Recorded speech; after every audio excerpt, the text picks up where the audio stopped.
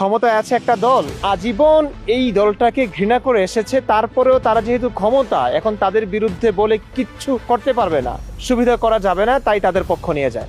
সব এদিকে ঢলে ঝুঁকে পড়ে। নবী মোহাম্মদ এটাই করেছিল, মানুষকে মেরে কেটে কোনোভাবে ক্ষমতা এসেছিল, ক্ষমতা অর্জন করেছিল, শক্তি অর্জন করেছিল, তারপরেই কিন্তু ইসলাম শক্তিশালী হয়েছে। মানুষ দলে দলে ইসলাম ধর্মে দীক্ষিত হতে শুরু করেছে। আপনি একটা কথা বলুন তো, ধরুন আপনি ইসলাম সম্পর্কে কিছুই জানলেন না, শুধুমাত্র একদিন দেখলেন ইসলামের ধর্মের বিজয়, ইসলাম হঠাৎ করে শক্তিশালী হয়ে পড়েছে, তারপর আপনি দেখতে পেলেন দলে দলে মানুষগুলো সেই ইসলাম ধর্মে দীক্ষিত হচ্ছে। প্রশ্ন হচ্ছে, এই মানুষগুলো কি একদিনেই ইসলাম ধর্ম সত্য না মিথ্যা, ইসলাম ধর্ম যে সত্য ধর্ম, এটা কি বুঝে গেছে?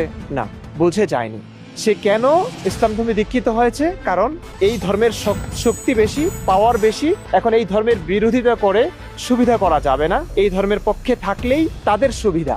তার মানে হচ্ছে শক্তিমত্তা অর্জন করে দুর্বল মানুষগুলোকে এই দলে ভেড়ানোটার সুযোগ ইসলাম করে দিয়েছিল, এবং সেটা এখনো চলছে। এটা অমানবিক, এটা অনৈতিক, একদম অনৈতিক।